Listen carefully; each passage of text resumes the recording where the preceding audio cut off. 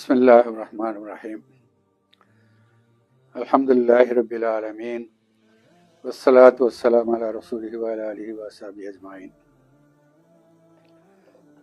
Allahumma anfa'ni bima 'allamtani wa 'allimni ma yanfa'uni. Rabbi shrah li sadri wa yassir li amri wa hlul 'uqdatam min lisani yafqahu qawli. Rabbi zidni ilma. அளவற்ற அருளாளனும் நிகரற்ற அன்புடையமாகிய அல்லாஹ்வின் திருநாமத்தால் ஆரம்பம் செய்கின்றேன். அன்பிற்கினிய சகோதரர்களே, உங்கள் அனைவருக்கும் முதற்கான அஸ்ஸலாமு அலைக்கும் வரஹ்மத்துல்லாஹி வபரகாத்துஹு. சூரத்துல் மூமினூன் திருக்குர்ஆனுடைய 23வது அத்தியாயத்தினுடைய முதல் 2 வசனங்களினுடைய விளக்கத்தை பயபக்தியுடன் தொழுவோம் என்ற தலைப்பிலே சுருக்கமாக கடந்த 2 வகுப்புகளில் பார்த்து வந்தோம். அதனுடைய தொடர்ச்சியாக சில விஷயங்களை பேசும் முன் சென்ற வகுப்பிலே இந்த 2 வசனங்கள் இருக்கக்கூடிய முக்கியமான வார்த்தைகளுடைய மொழிபெயர்ப்பையும், குறிப்பாக இந்த வசனத்தின் அடிப்படையிலே 2 வகையான தொழுகையாளிகள் இருக்கின்றார்கள்.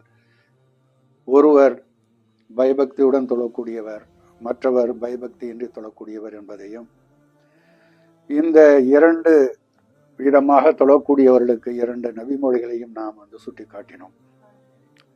முதல் நபிமொழியில் ஒரு நபி தோழர் அவசரமாக தொழுகையை தொழுதார். ஏறத்தாழ 3 முறை அந்த நபி தோழர் தொழுதார். 3வது முறையாக நபி ஸல்லல்லாஹு அலைஹி வஸல்லம் அவர்கள் அந்த தோழரிடத்திலே, நீங்கள் நிறைவாக தொழவில்லை, எனவே நீங்கள் மீண்டும் தொழுங்கள் என்று சொன்னார்கள். அந்த நபி தோழர் இதற்கு மேல் எனக்கு தொழத் தெரியாது என்று சொல்லும் பொழுது நபி ஸல்லல்லாஹு அலைஹி வஸல்லம் அவர்களிடத்திலே கூறினார்கள், தக்பீர் கட்டிய பின்னால் உங்களால் முடிந்த அளவிற்கு திருக்குர்ஆனுடைய வசனங்களை ஓதிய பின்னால் பொறுமையாக ருக்குவையும் சுஜூதையும் செய்யுங்கள் என்று கூறினார்கள்.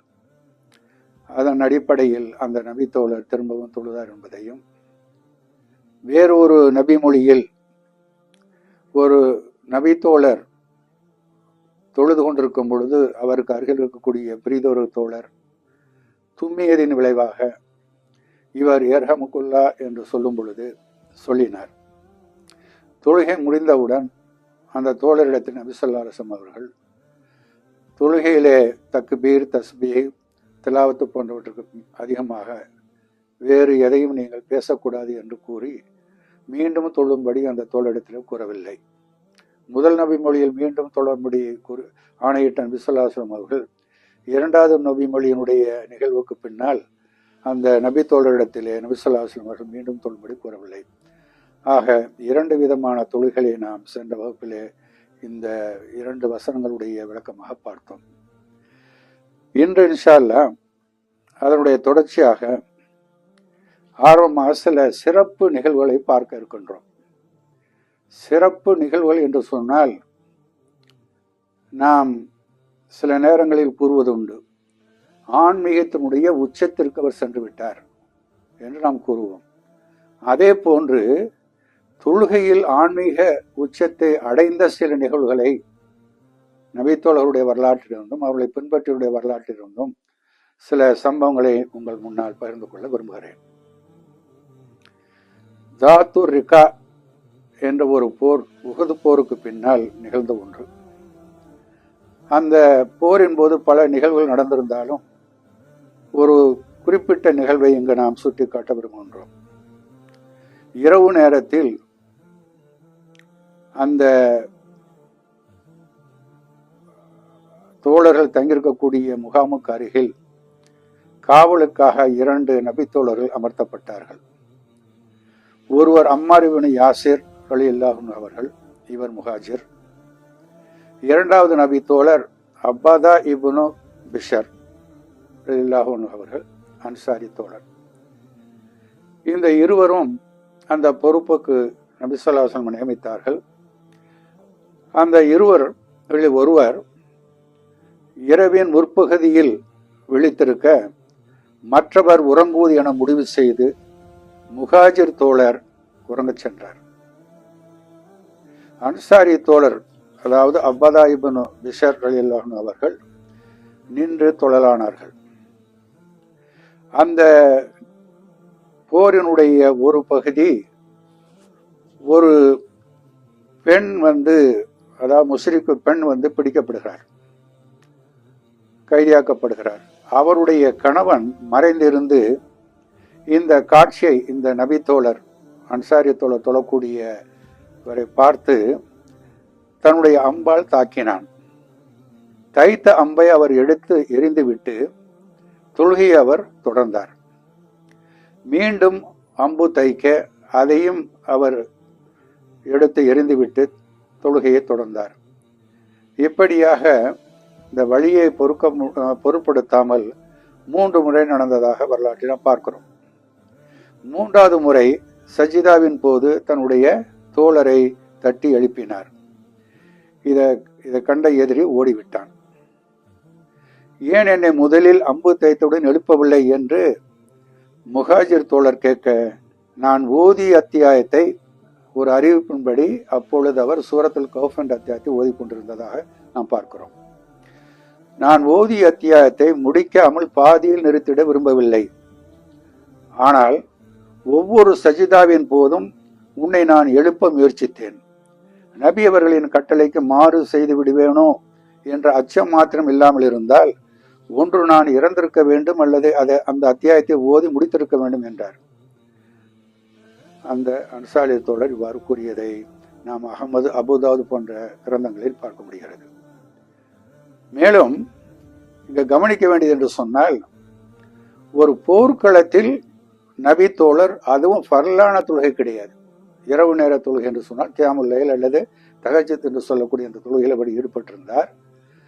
அப்போ அந்த தஹஜ்ஜுத் தொழுகையினுடைய நிலையே அவர் அந்த ஆன்மீகத்தினுடைய உச்சத்திற்கே சென்றார் என்பதை நிகழ்வு மூலம் பார்க்கிறோம். என்று இருக்கும் பொழுது மற்ற நாட்களில் அவர் எந்த அளவுக்கு தொழுகையில் ஈடுபாடாக இருந்திருப்பார் அப்படிங்கிற நம்மளால புரிந்து கொள்ள முடிகிறது. நாமளும் நம்மளுடைய தொழுகை விஷயத்தில் எந்த அளவுக்கு நம்ம அந்த ஆன்மீக அந்த இன்பத்தை அல்லது சுகத்தை அனுபவிக்கிறோம் என்பதை சிந்திக்க கடமைப்பட்டிருக்கிறோம். ஆக உண்மையிலேயே நம்மளுடைய தொழுகையை அந்த அன்சாரி தோழருடைய தொழுகையிடம் ஒப்பிட முடியுமா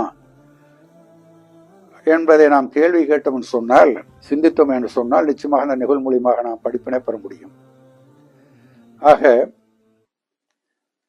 போரின் போதே இந்த அளவுக்கு தன்னுடைய ஈடுபாட்டை, மன ஒருமையை அந்த தொழுகையில் அவர் காட்டியிருக்கும் பொழுது, நாம் ஏன் அன்றாடம் சொல்லக்கூடிய தொழுகையில் இது போன்ற ஒரு ஈடுபாட்டை, மன ஒருமைப்பாட்டை கடைபிடிக்க முடியாது என்ற ஒரு சிந்தனை வருவதற்கு வாய்ப்பு இருக்கிறது. 2வது நிகழ்வாக இமாம் அல் புகாரி ரஹ்மத்துல்லாஹி அவருடைய வரலாற்றில் குறிப்பிடக்கூடிய ஒன்றாக இருக்கிறது. ஒரு முறை அவர்கள் தொழுது கொண்டிருந்தார்கள். குறிப்பாக லொஹருடைய சுன்னத் என்று குறிப்பிடப்படுகிறது. அந்த சுன்னத்து தொழுகையில் அவர் ஈடுபட்டு கொண்டிருக்கும் பொழுது குளவி ஒன்று அவரை கொட்டிவிட்டது, கடித்து விட்டது. அதை பொருட்படுத்தாமல் அவர்கள் தொடர்ந்து தொழுது கொண்டிருந்தார்கள். தொடர்ந்து அந்த குளவி அவரை கொட்டி கொண்டிருந்தது. தொழுகை முடித்த பின்னால் அருகில் இருக்கக்கூடிய தம்முடைய தோழரிடத்தில் ஏதோ என்னை சீண்டி விட்டது, என்னவென்று பாருங்கள் என்று கேட்கும் பொழுது அந்த நபி தோழர் இமாம் புகாரி ரஹ்மத்துல்லாஹியுடைய உடலை பரிசோதிக்கும் பொழுது அந்த குளவி 17 இடங்களில் கொட்டிருப்பதை அவர் குறிப்பிட்டார். ஆக 17 முறை ஒரு குளவி ஒரு உடலில் தொழும் பொழுது, அது சுன்னத்தான தொழுகை தொழுகும் பொழுது அதை பொருட்படுத்தாமல் தங்களுடைய தொழுகையில் அவர்கள் மிகவும் ஈடுபாடாக, அதே நேரத்தில் மற்ற எந்த ஒரு தொந்தரவையும், எந்த ஒரு கவன சிதறல் இல்லாமல் அவர்கள் மன ஓர்மையுடன் இருந்து தொழுதார்கள் அப்படிங்கிறத பார்க்கிறோம். ஆக அந்த இமாம் புகாரி ரஹ்மத்துல்லாஹி அவருடைய தோழர் கேட்டார், இந்த குலைவு உங்களை முதலில் கடிக்கும் பொழுதே ஏன் நீங்கள் தொழுகையை நிறுத்தவில்லை என்று. அப்போது அவர்கள் கூறினார்கள், நான் ஒரு சூறாவை ஓதி கொண்டு இருந்தேன், அதை முடிக்க விரும்பினேன் என்று பதில் கொடுக்கிறார்கள். ஆக இதெல்லாம் நான் ஏற்கனவே சொன்னது போல ஒரு ஆன்மீகத்தினுடைய உச்சத்தை அனுபவிக்கக்கூடிய ஒரு சூழ்நிலையை, ஒரு நிலையை பல தோழர்கள் பெற்றிருக்கிறார்கள் அப்படிங்கிறத நம்ம பார்க்கிறோம். அதே போல மூன்றாவது நிகழ்வாக ஒன்றை நாம் கூறலாம்.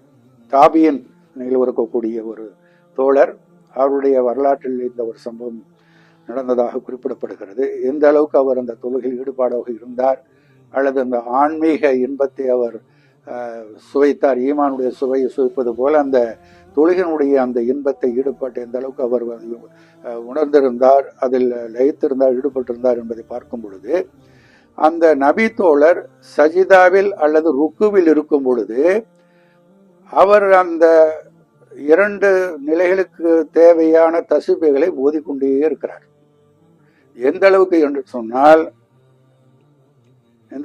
சொன்னால் ஒரு பறவை இந்த தொழக்கூடிய தோழரை ஒரு கம்பம் போல போஸ்ட்னு சொல்றோம்ல, எலக்ட்ரிக் போஸ்ட், அது மாதிரி அல்லது ஒரு சிலை மாதிரி இருக்கிறார் என்று கருதி அவர் மீது அமர்ந்திருந்தது. இதுவரையில் அவர் ருக்கு முடிக்கின்ற வரையில் அல்லது சுஜூத் முடிக்கின்ற வரையில், அல்லது எத்தனை நேரம் எவ்வளவு அமைதியாக எவ்வளவு திருப்தியாக அந்த சஜிதாவில் அந்த ருக்குவிலும் அவர் இருந்திருந்தால் சிலை போன்று அல்லது கம்பம் போன்று தோன்றி இருக்க முடியும். அதன் விளைவாக இது சிலைதான், இது கம்பம் தான் என்று கருதி ஒரு பறவை அவர் மீது அமர்கிறது என்று நாம் விவரத்தை நாம் பார்க்கிறோம். ஆக பல நேரங்களில் சஹாபாக்களுடைய வரலாறை பார்க்கும் பொழுது எவ்வாறு அவர்கள் வென்றார்கள், எவ்வாறு இஸ்லாத்தை அவர்கள் கடைபிடித்ததோடு பல நாடுகளுக்கு பரப்பினார்கள் என்பதை பார்க்கும் பொழுது ஒரு வரலாற்று ஆசிரியர் குறிப்பிடுகிறார், அந்த நபி தோழர்கள் பகலெல்லாம் ஜிஹாதில் ஈடுபடுவார்கள், இரவெல்லாம் தொழுகையில் ஈடுபடுவார்கள். அப்ப இந்த அளவுக்கு அவங்களுடைய ஈடுபாடு, அவங்களுடைய அந்த அந்த ஒன்றிணைவு அந்த தொழுகையில், அவங்களுடைய செயல்பாட்டில், அவருடைய நோக்கத்தில், அவருடைய குறிக்கோள் இருப்பது அப்படிங்கிறத பார்க்கிறோம். நிச்சயமாக நாம் இந்த ஜிஹாத் விஷயத்தில், தொழுகை விஷயத்தில் இருந்து படிப்பினை பெறுவதற்கு கடன்பட்டிருக்கிறோம். ஆக இந்த நபி தோழர்களுக்கோ அல்லது தாபியன்களுக்கு தான் இது போன்ற ஒரு ஆன்மீக ஒரு உச்சத்தை எட்ட முடியுமா என்று சொன்னால் அது அவர்களுக்கு மாத்திரம் உரியது என்று நாம் முடிவு செய்ய வேண்டிய அவசியம் இல்லை. காரணம், தொழுகை என்பது ஒவ்வொரு முஸ்லிமான ஆணு பெண்ணுக்கும் கடமையான ஒன்று. ஸோ அந்த கடமையான அந்த தொழுகையை நிறைவேற்றும் பொழுது முடிந்த அளவு முயற்சி செய்தால் நிச்சயமாக நாமும் ஓரளவு அந்த நிலை எட்ட முடியும். அல்லாஹ் நாடினால் முழுமையாட்டக்கூடிய வாய்ப்பும் இருக்கத்தான் செய்கிறது. ஆக இந்த ஈமானுடைய சுவையை அந்த ஆன்மீகத்தினுடைய ஒரு உச்சத்தை நிச்சயமாக நம்மாலும் எட்ட முடியும் என்பதை நாம் பார்க்கிறோம். ஆனால் நடைமுறையில் என்னவென்று சொன்னால், நாம் தொழும் பொழுது நம் முன்னே ஒரு ஈ அல்லது கொசு, புரியுதுங்களா, இந்த மாதிரி ஒரு சின்ன ஒரு தொந்தரவு ஏற்பட்டாலே நம்மளுடைய தொழுகையினுடைய கவனம் சிதறிவிடுகிறது அப்படிங்கிறத நம்ம பார்க்கிறோம். இந்த நிலையில ஒரு அந்த தாத்துர் ரிக்கா போரில் அந்த அன்சாரி தோழருடைய தொழுகை போன்றோ அல்லது இமாம் புகாரி ரஹ்மத்துல்லாஹிடைய தொழுகை போன்றோ அல்லது அதுக்கு பின்னால் ஒரு தாபியினுடைய தொழுகை போன்றோ சொல்ல முடியும் என்பது முடியாத காரியம். எதுவரையில் சொன்னால் நம்மை நாம் பக்குவப்படுத்திக் கொள்ளாத வரை, பயபக்தியை உருவாக்கி தொழுகையில் அதை வெளிப்படுத்தாத வரை நாம் சர்வசாதாரணமாக எந்திரத்தனமாக அனிச்ச செயலாகத்தான் அவசரமாகத்தான் தொழுகையை நாம் நிறைவேற்றுவோம். ஆனாலும் நபி ஸல்லல்லாஹு அலைஹி வஸல்லம் அவர்கள் இந்த சமுதாயத்திற்கு சில முன்னறிவிப்புகளை செய்துவிட்டு சென்றிருக்கிறார் அப்படிங்கிற பார்க்கணும். குறிப்பாக இந்த தொழுகை விஷயத்தில் நபி ஸல்லல்லாஹு அலைஹி வஸல்லம் பல முன்னறிவிப்புகளை செய்திருக்கிறார்கள். குறிப்பாக இந்த சமுதாயம் முதலில் இழப்பது பயபக்தியை தான், ஹுஷு என்று சொல்லக்கூடிய அந்த பயபக்தி தான் இந்த சமுதாயம் முதலில் இழக்கும் என்று குறிப்பிட்டிருக்கிறார்கள் பல நபிமொழிகள்.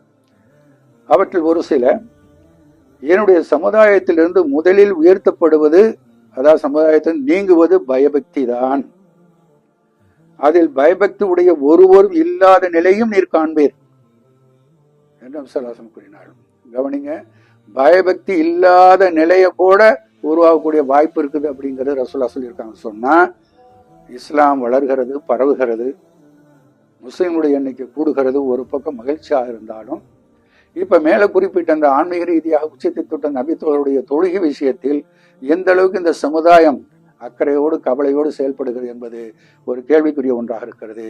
அது இந்த நபிமொழியை வைத்து பார்க்கும் பொழுது நமக்கு அச்சமாக இருக்கிறது. என கூறினார்கள், இந்த சமுதாயத்திலிருந்து முதலில் உயர்த்தப்படுவது பயபக்தி, அந்த பயபக்தி ஏதோ ஒரு சாராட்டம் வந்து ஒரு குழுவில இருந்து ஒரு பகுதியில் இருக்கக்கூடிய முஸ்லிம்களுடைய உள்ளத்திலிருந்து மாத்திரம் நீக்கப்படுவதல்ல, மாறாக பயபக்தி இருக்கக்கூடிய ஒரு முஸ்லீம் கூட நீங்க காண மாட்டீர் அப்படிங்கிற அளவுக்கு சொல்லியிருக்காங்க.